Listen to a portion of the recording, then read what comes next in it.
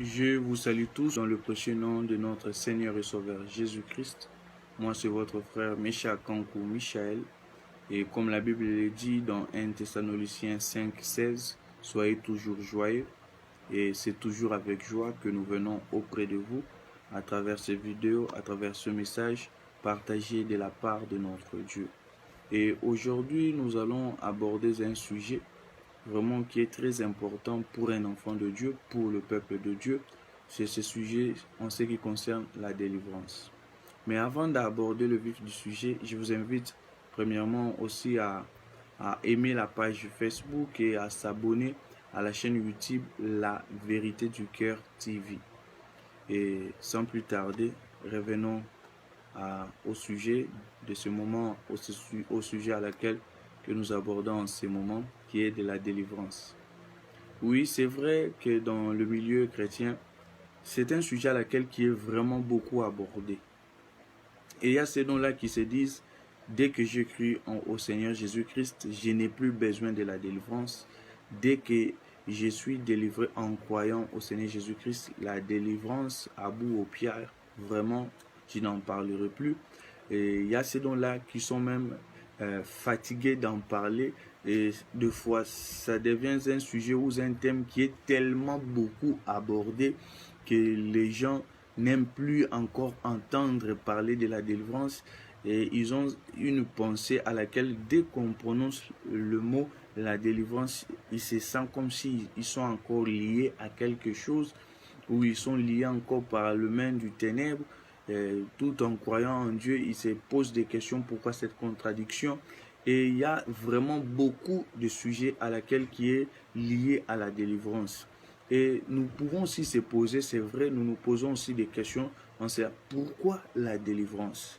Et comment et quand est-ce que nous avons été liés pour avoir besoin d'être délivrés? Et en cela, nous tenons d'abord à préciser que notre réponse sera bornée. Et nous allons placer des bornes et des limites en ce qui concerne seulement les écritures bibliques. C'est là où nous allons tirer nos réponses. Et parce qu'il ne faut pas oublier que la Bible dit dans Isaïe 55:8 que nos pensées et nos voix ne sont pas le même avec celles de Dieu. C'est pour cela, nous allons se limiter que dans des pensées des écritures bibliques pour ne pas amener notre propre pensée, pour ne pas amener la pensée humaine. C'est vrai que la pensée humaine peut aussi définir la foi, l'amour, la justice, le pardon et tant d'autres choses au travers des livres, des auteurs ou des dictionnaires. Mais nous ici, nous allons répondre par rapport à la pensée des écritures bibliques. Parce que la Bible le dit dans Proverbe 22:20 dit « N'ai-je pas déjà pour toi mis par écrit des conseils, des réflexions, des paroles vraies, des enseignements sûrs ?» C'est-à-dire, ils sont là pour nous. Et la Bible d'ailleurs nous recommande aussi à ne pas aller au-delà de ce qui est écrit. C'est pour cela que nous n'allons pas parler de la délivrance selon notre propre pensée ou selon ce qui se dit à plusieurs lieux ou selon la pensée de ce qui est le vent ou le vague actuel, à la manière dont les gens définissent la délivrance en appelant le fait par-ci par-là de descendre. Je ne suis pas d'abord dans ça. Et nous allons vraiment par la mesure de la grâce et par la grâce de Dieu se limiter à ce qui est la pensée de Dieu qui est mis dans les écritures bibliques. Nous allons maintenant revenir d'abord pourquoi la délivrance? Pourquoi ça? Pourquoi la délivrance? Est-ce que la délivrance doit seulement être mise pour un enfant de Dieu? Pourquoi la délivrance? Parce qu'il y a ceux dont-là qui n'aiment même plus entendre ces mots, la délivrance. Revenons à la création. Dans Genèse 1, vous allez voir que Dieu créa le ciel et la terre. Et vous allez voir que Dieu a commencé à effectuer un travail. Et ce travail est lié, c'est un travail d'aménagement. C'est comme s'il y a une création, c'est-à-dire Dieu créa le ciel et la terre, c'est ça, la première création. Mais il y a encore un second, chose à laquelle que Dieu est en train d'effectuer. Il y a encore une seconde création à laquelle que Dieu est en train de faire, ça consiste à aménager, c'est-à-dire à arranger quelque chose. Dieu commence à prendre, à dire que la lumière soit et à faire sortir la terre sous l'eau, à commencer à faire que la terre produit. C'est-à-dire c'est un travail qui est lié à aménager, à arranger, à mettre de l'ordre, à rendre quelque chose qui était moins bon à devenir bon, ou qui n'était pas parfait à devenir parfait. C'est comme s'il y a quelque chose, une double création que Dieu a effectuée. Et en regardant Colossiens 1, 16 aussi, la Bible dit qu'en Christ a été créé des choses invisibles et des choses visibles. Là, nous voyons déjà des créations. Et pour appuyer même ma pensée, dans Hébreu, je crois dans Hébreu 9, dans Hébreu 9, nous allons le chercher. Vraiment, souffrez un peu avec moi que je puisse trouver cette écriture.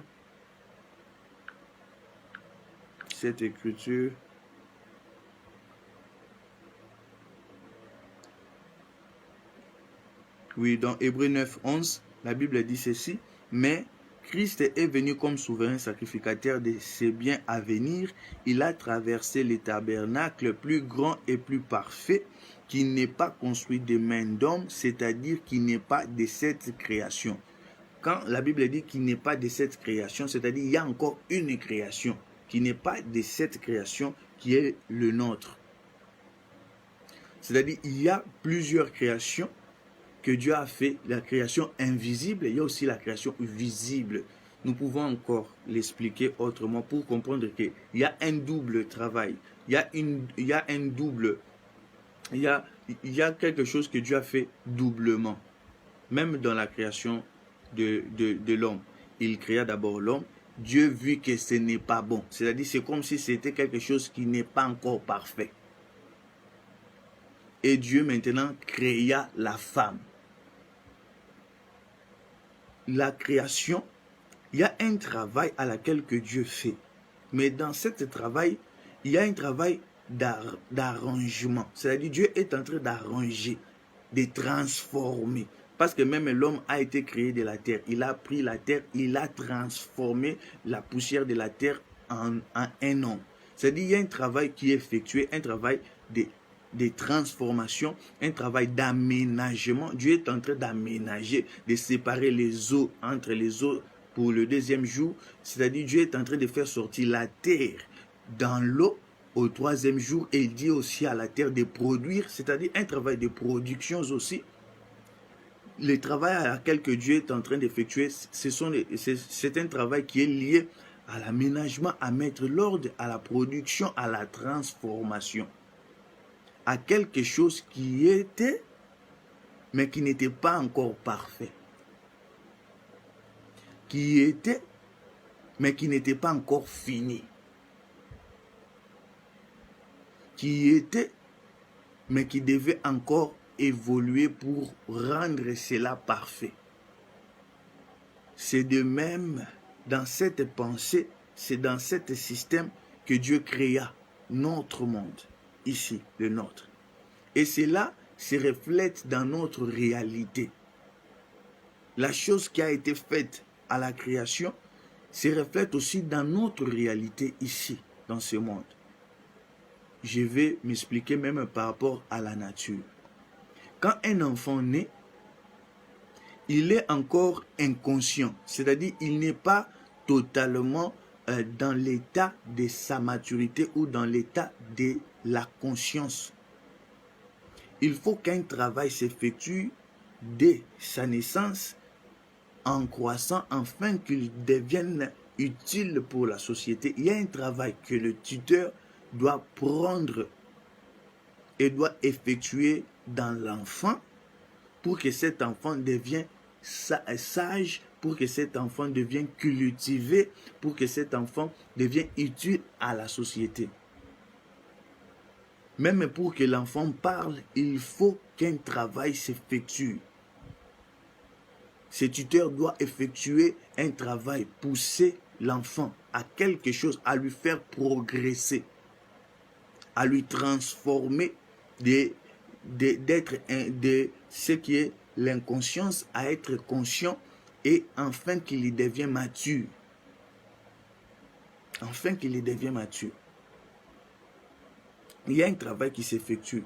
De même aussi, dans ce qui est la délivrance, le premier état à laquelle que nous étions, c'est un état de ce que 1 Corinthiens 15, 45 dit, l'état du premier Adam. Nous allons lire ce verset. Je suis dans 1 Corinthiens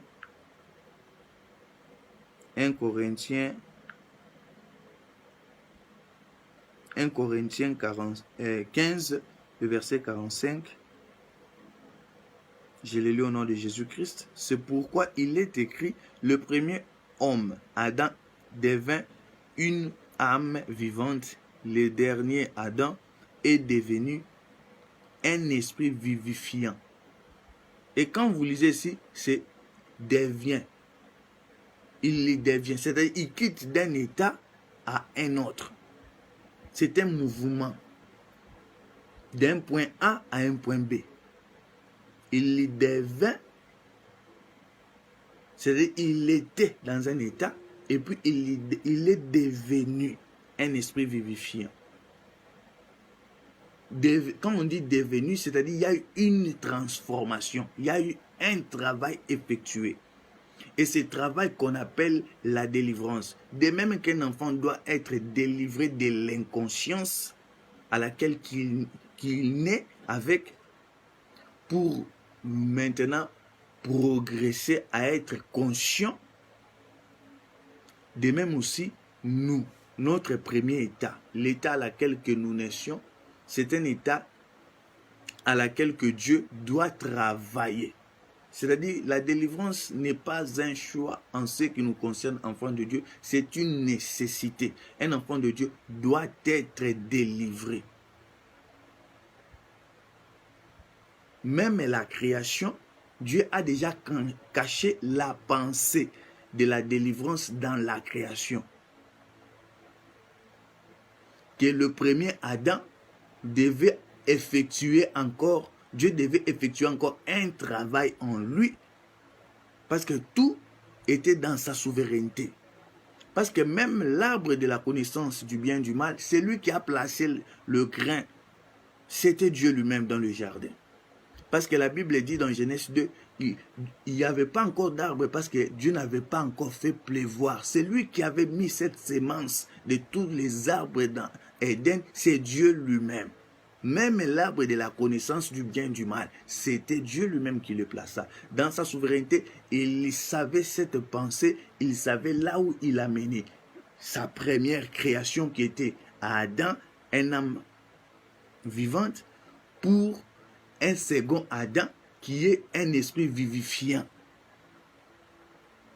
Et la délivrance est une nécessité pour nous, enfants de Dieu. Si ce n'est pas pour le monde, mais pour nous, c'est une nécessité. Parce que le monde va demeurer dans l'état de ce premier Adam, qui est charnel, qui pense selon la terre, qui est terrestre. Mais le second Adam, qui est l'image de Christ, c'est ça même l'œuvre du ministère que Ephésiens 4 dit, c'est pour amener l'Église, l'épouse, à la stature parfaite de Christ. C'est-à-dire, il y a un travail que Dieu est en train d'effectuer à travers les Ephésiens 4 et les 5 ministères pour rendre cette épouse, qui est l'Église, parfaite.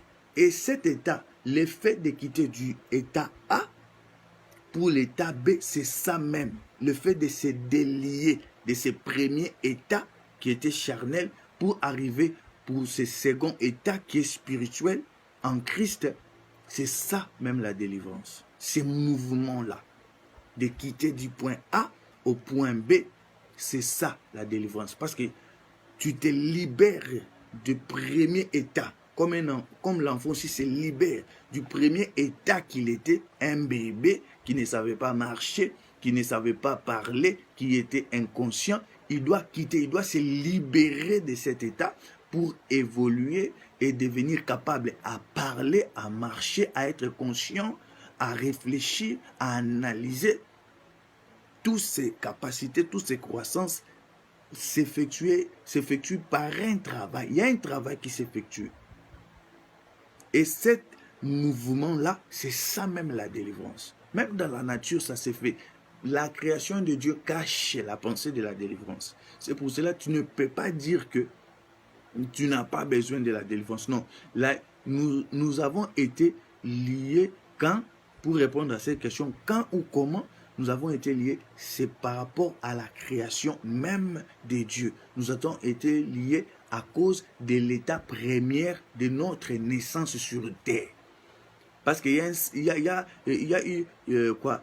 a une seconde naissance qui est la naissance selon la volonté de Dieu. Parce qu'il y a le premier naissance, c'est la volonté de nos parents.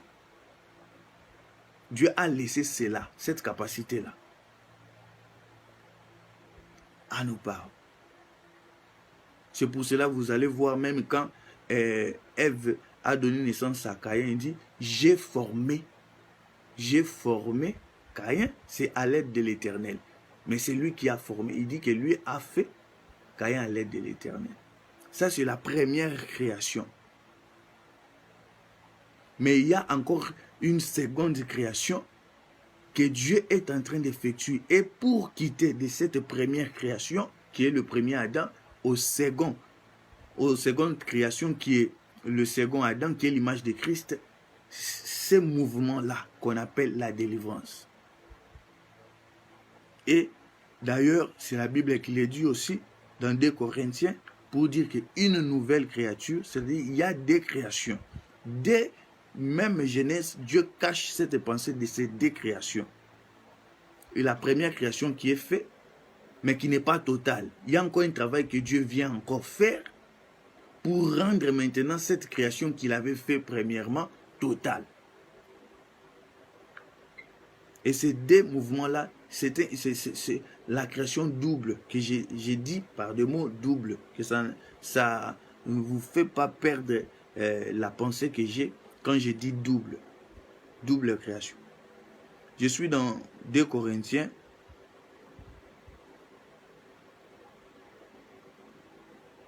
Je suis dans 2 Corinthiens 5, 17.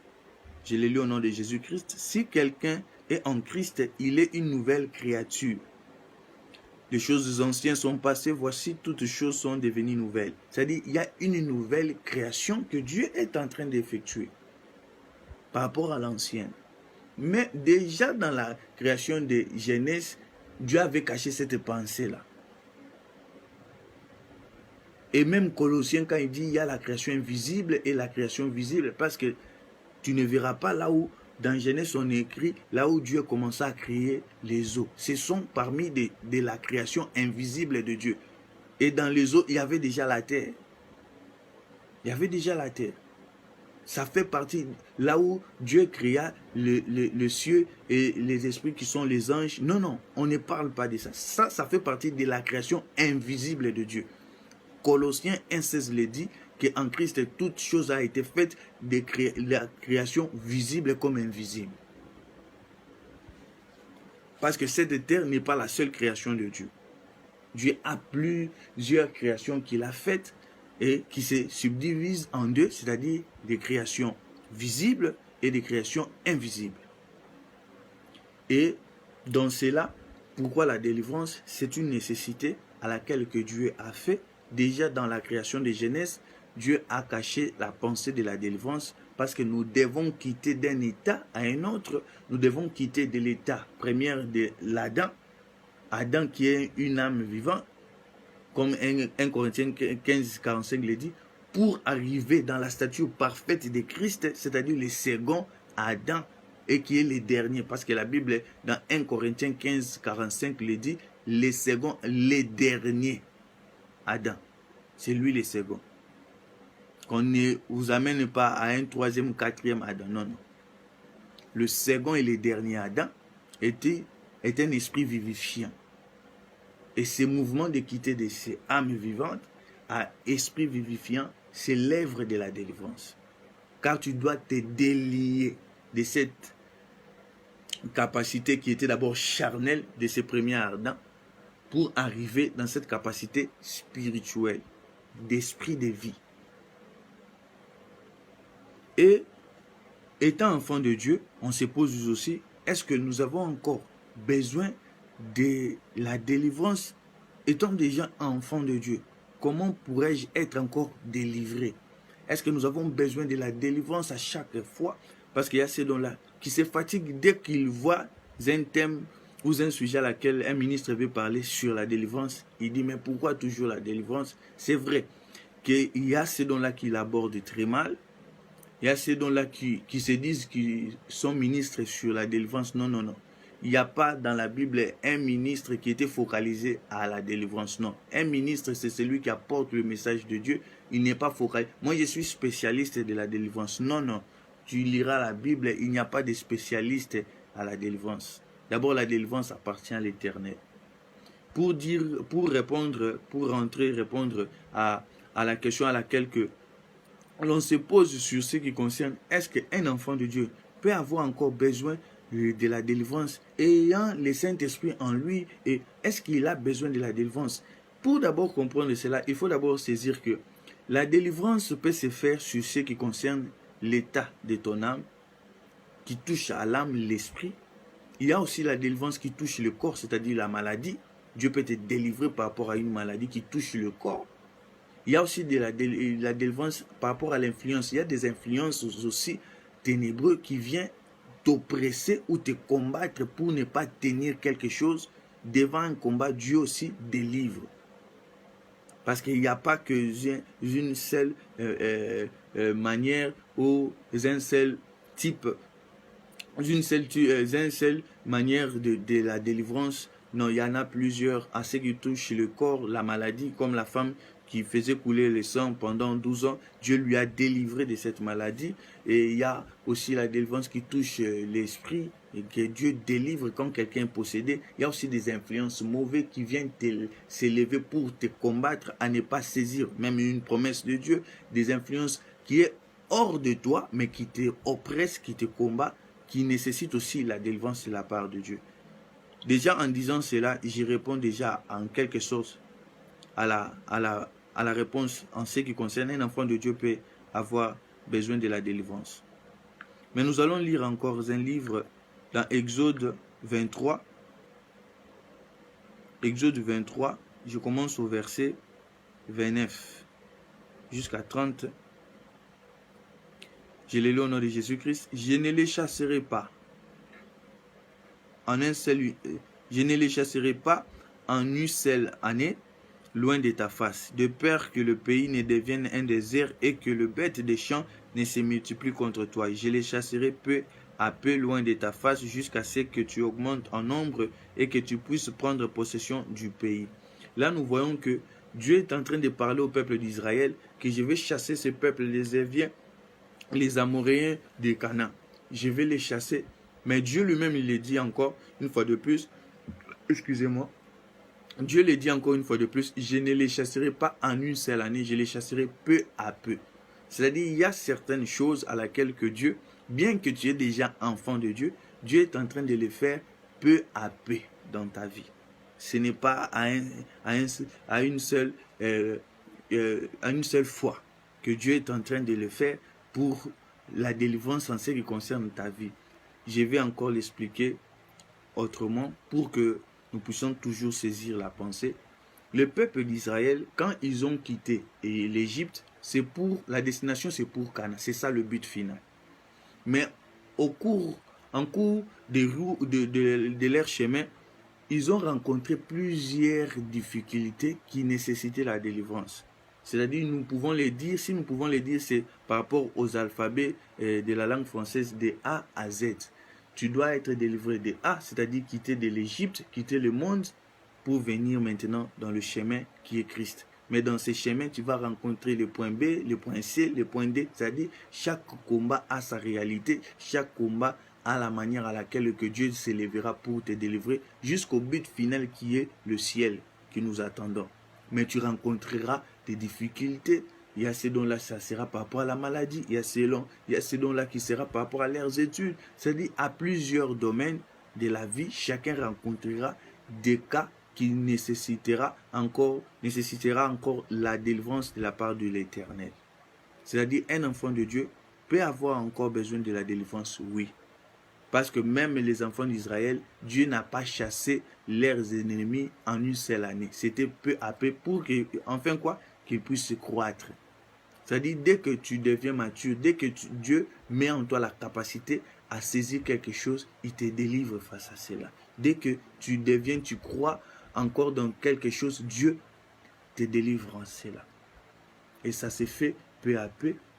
Tu commences à un niveau, même dans la connaissance des choses, même dans la nature, quand nous étudions, ça commence première, primaire, deuxième, troisième, tu augmentes, oui, tu commences à passer des classes, de même avec des choses de Dieu. Dieu est en train de te faire croître peu à peu. Et toute cette croissance-là, ce sont des délivrances que Dieu est en train d'effectuer. Peut-être ton cas en ce moment, ça peut être la maladie. Peut-être ton cas à ce moment, ça peut être une situation difficile à laquelle que tu passes. Mais Dieu est toujours là pour te délivrer face à tous ces problèmes-là. À tous ces problèmes-là. Et ce que Dieu attend de toi, même à travers ces vidéos, c'est simplement avoir la foi. Et être encouragé que Dieu est avec toi. Dieu est avec toi. Et de croire en cela. Et la Bible nous dit dans 2 Corinthiens 5, 7, nous ne marchons pas selon la vue, nous marchons selon la foi. Et quand tu regardes selon la vue, tu vas voir qu'un jeune homme qui parle, peut-être aussi mal, qui ne sait pas peut-être s'exprimer à quelque chose, peut-être que tu as la capacité de bien s'exprimer plus que lui. Mais la foi te fera voir ce Dieu à laquelle que je parle en ce moment. La foi te fera voir ce qui est Dieu dans ta vie, ce que Dieu peut faire dans ta vie. Peu importe la situation que tu passes en ce moment, je te demande d'avoir la foi. Dieu est capable de te délivrer. David devant Goliath, il ne regardait pas Goliath, c'est lui le problème. Il regardait ce Dieu qui est capable à terrasser, à planir Goliath. Mais les gens qui étaient autour de lui avaient peur de Goliath parce qu'ils regardaient trop leurs problèmes. Et ils avaient peur de combattre Goliath. Mais David, quand il est venu, il regardait la grandeur de ce Dieu à laquelle que je te communique en ce moment. Il est plus grand que le cancer. Il est plus grand que le péché qui domine en toi. Il est plus grand que toute forme de situation compliquée à laquelle que tu passes, même de la maladie, même du cancer. C'est possible que Dieu te guérisse aujourd'hui en m'écoutant, même du cancer, même de la maladie incurable, même de la maladie à laquelle que tu cherches à savoir même le nom, à laquelle avec plusieurs examens, vous n'avez pas diagnostiqué c'est quelle maladie qui te dérange. C'est simplement avoir la foi. Nous ne marchons pas selon la vue, nous marchons selon la foi.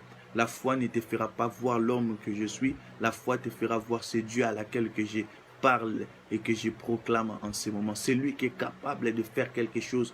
Peu importe la situation que tu as, Dieu est capable de le faire et de te délivrer face à cela. Prions, recommandons maintenant ce moment et ta situation aussi. Nous allons les recommander dans la main de Dieu. Crois seulement et tu verras la gloire de Dieu dans ta vie. Prions au nom de Jésus-Christ. Père, voilà, Père éternel, mon Dieu, ta parole déclare que, Seigneur, le miracle accompagneront ceux qui auront cru. Jésus, c'est pour cela que je laisse ton peuple en ce moment entre tes saintes et belles mains.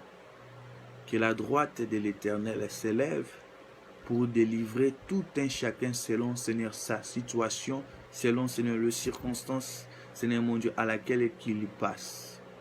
C'est dans le nom de Jésus-Christ que je prends autorité par les pouvoirs à laquelle que tu m'as conféré en ta parole pour neutraliser, pour aplanir tout géant qui s'élève et toute situation compliquée. Jésus qui peut s'élever devant ton peuple. Au nom de Jésus-Christ, que maintenant ta délivrance soit notre partage dès aujourd'hui et à jamais.